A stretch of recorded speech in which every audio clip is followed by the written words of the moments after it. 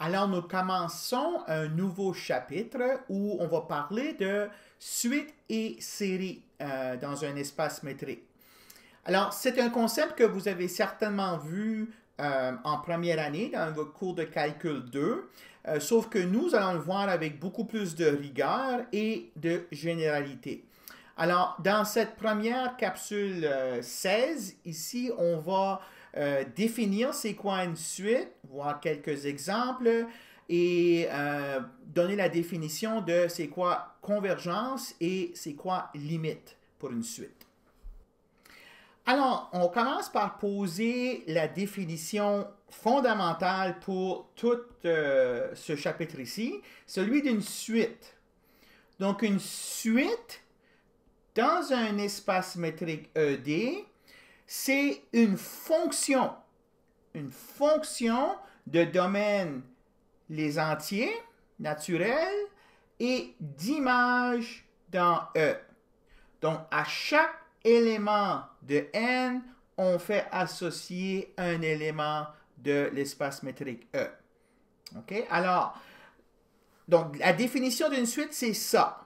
Maintenant, ce qui vient, ce sont des éléments de notation, comment on choisit d'écrire ou de représenter par écriture une suite.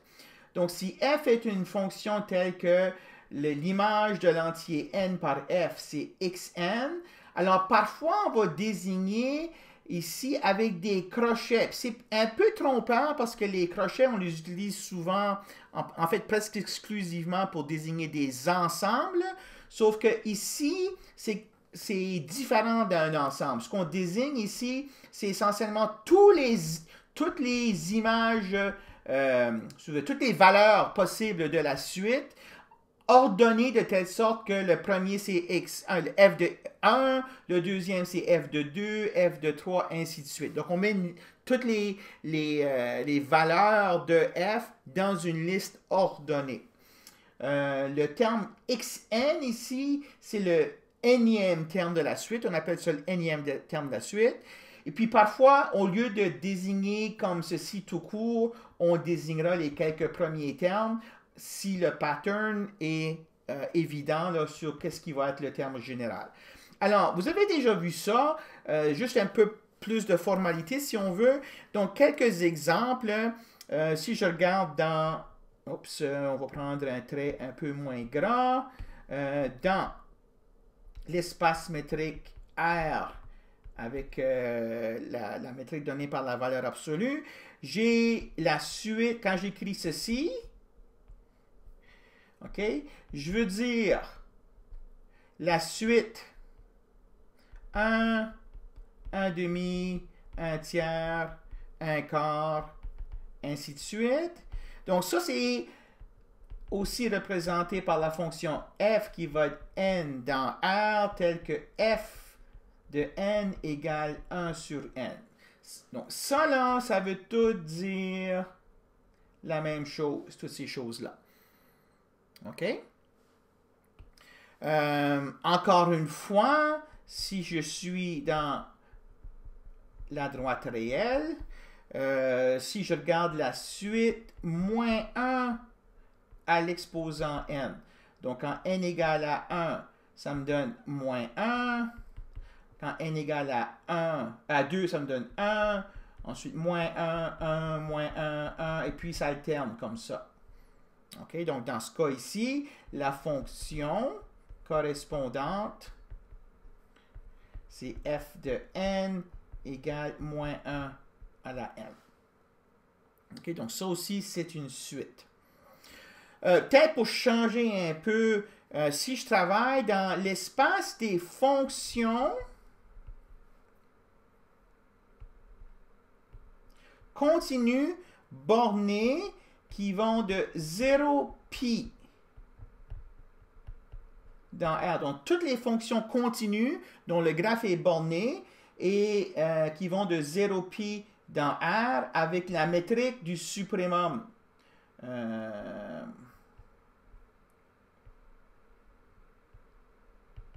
Métrique du suprémum qu'on a déjà vu. Ben, dans ce cas-là, je peux définir la suite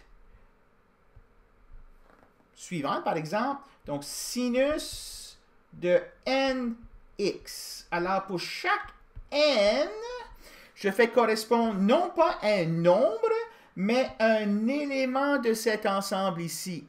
OK? Donc, à chaque n, je fais correspondre une fonction qui va de 0π dans R. Fonction continue et bornée. Donc, dans ce cas ici, la suite que j'ai choisie, c'est celle qui, quand n égale à 1, j'ai sinus de x. Quand n égale à 2, j'ai sinus de 2x, sinus de 3x, et ainsi de suite.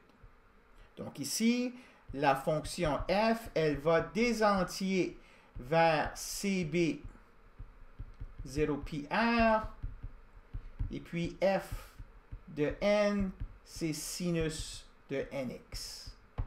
OK? Donc, important, ici, à chaque entier n, on fait associer une fonction qui va de 0π dans R. Okay? Vous allez me dire, ben messieurs, cette fonction-là, on peut les définir sur tous les réels, et vous avez raison, mais moi, je vais juste considérer la partie du domaine qui est entre 0 et π, dans cet exemple ici. OK? Alors, voilà pour quelques exemples de suite. Donc, très important de distinguer la suite, qui est une fonction, comme je disais, de son image, qui est un sous-ensemble de E. Donc, par exemple, pour illustrer la différence, là, quand je regarde la suite moins 1 à la n, c'est tout ceci, OK? Alors, les nombres moins 1, 1, moins 1, 1, moins 1, 1, dans cet ordre-là sont importants. OK? La présence dans l'ordre approprié de chacun des éléments ici est important. Mais l'image de la fonction f de n égale moins 1 à la n, c'est l'ensemble qui contient juste les deux nombres moins 1 et 1. OK? Alors, dans ce cas-là, ça, là, c'est différent. Ça, c'est la suite au complet. Puis ça, c'est l'ensemble des valeurs possibles dont on peut voir dans la suite.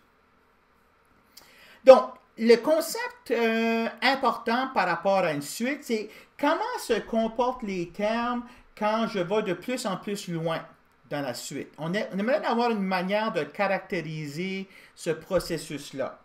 Et puis, la notion qui correspond à ceci, c'est celle de convergence. Donc, ici, je vais vous donner la limite, puis on va travailler, la définition, puis on va travailler avec cette définition-là. Donc, on a un espace métrique ED. J'ai une suite xn dans E. Puis, on dit que cette suite converge vers la limite x. OK? Donc, on doit connaître ce x ici. OK? Si. Donc, je vais le dire heuristiquement. Et puis ensuite, on va le voir la définition mathématiquement. On dit que la limite de la suite ou que la suite converge vers x si à chaque fois que vous me donnez un nombre positif, aussi petit que vous voulez, moi je peux aller dans la suite puis trouver une position à partir de laquelle tous les éléments de la suite sont à une distance plus petite de x que le nombre que vous m'avez donné.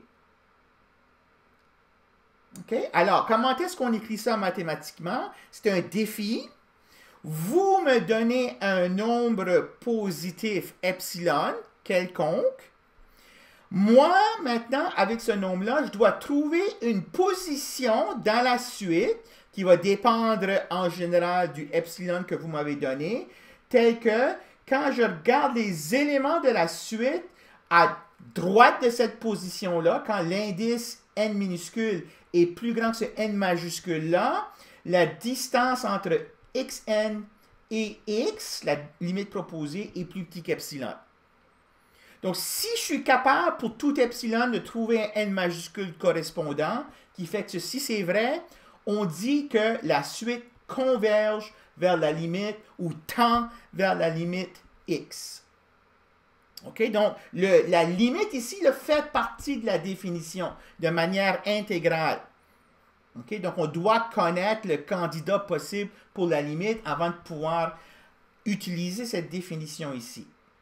Si jamais un tel x n'existait pas, si on n'était jamais capable de faire ceci pour aucun x dans E, on dit que la suite est divergente. Puis on utilisera la notation suivante pour indiquer que la suite xn converge vers x. On va écrire ceci, que limite quand n tend vers l'infini xn égale x, ou on mettra que xn flèche x pour dire converge vers x. OK, donc ça, c'est une définition très importante. Vous allez vous servir de ça le reste de vos études en mathématiques.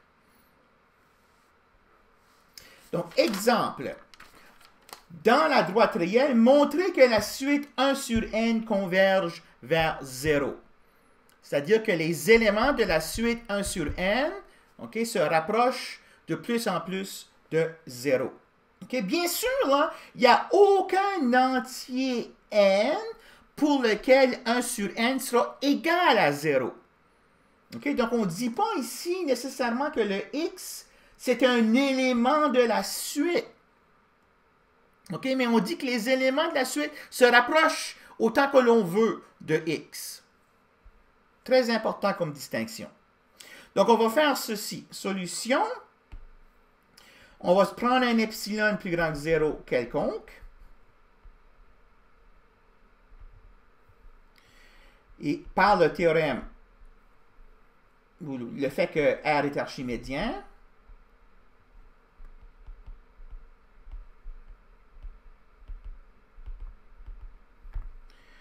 il existe un entier n majuscule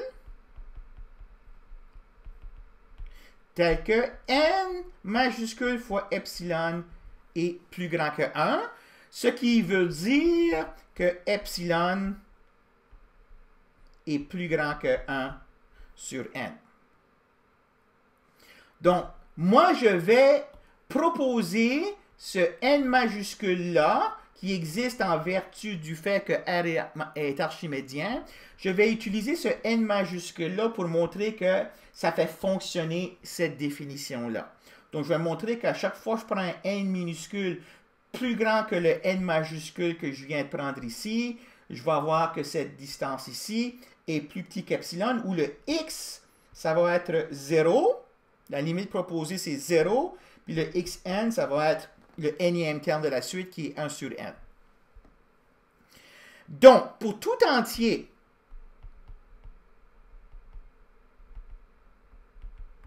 n plus grand que n majuscule, on a que la distance entre le n minusculième élément de la suite est 0. Mais la distance, on travaille dans la droite réelle, donc la distance, je la calcule avec la valeur absolue de 1 sur n moins 0, ce qui me donne 1 sur n, parce que n est positif, puis parce que n minuscule est plus grand que n majuscule, bien 1 sur n minuscule est plus petit que 1 sur n majuscule. Puis 1 sur n majuscule, par le choix qu'on a fait ici, est plus petit que epsilon. OK, donc j'ai montré, on a montré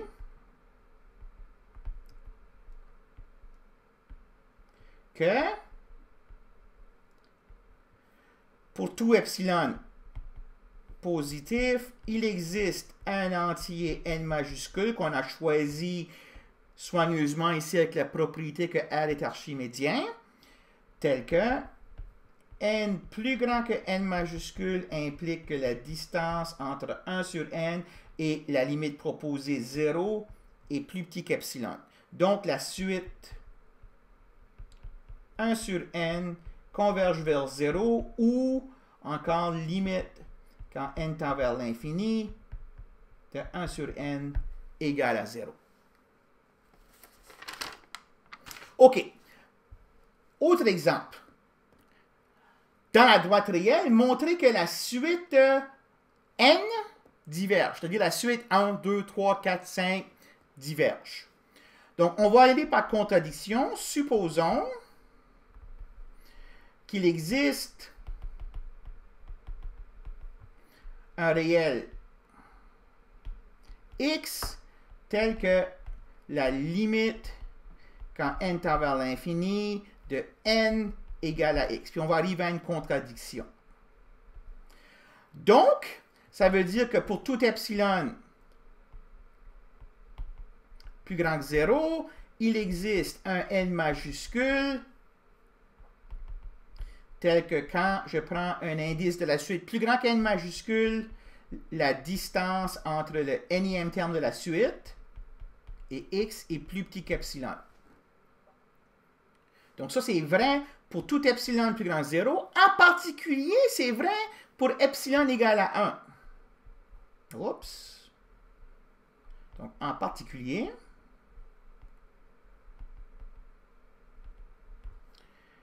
c'est vrai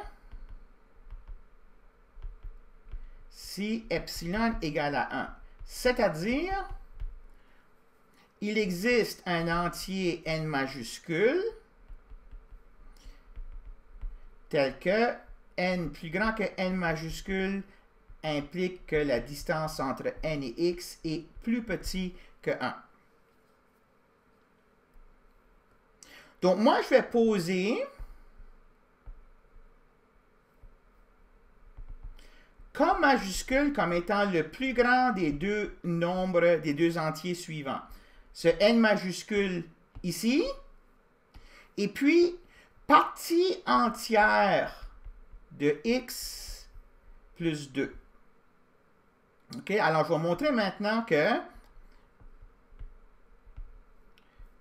si je prends un entier plus grand que k majuscule, on a deux choses. D'abord, ça veut dire que n est plus grand que n majuscule et que n est plus grand que partie entière de x plus 2.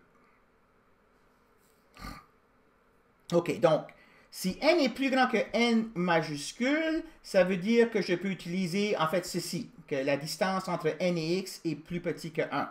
Donc ça me permet de conclure que la distance entre n et x est plus petit que 1, c'est-à-dire que n moins x est plus petit que 1, c'est-à-dire que n est plus petit que 1 plus x, x est plus petit que partie entière de x plus 1. Quand on a défini la partie entière d'un entier, on a vu ça, que x est toujours plus petit que la partie entière de x plus 1, ce qui est égal à 2 plus partie entière de x. Donc, n plus petit que 2 plus partie entière de x, ça contredit ceci.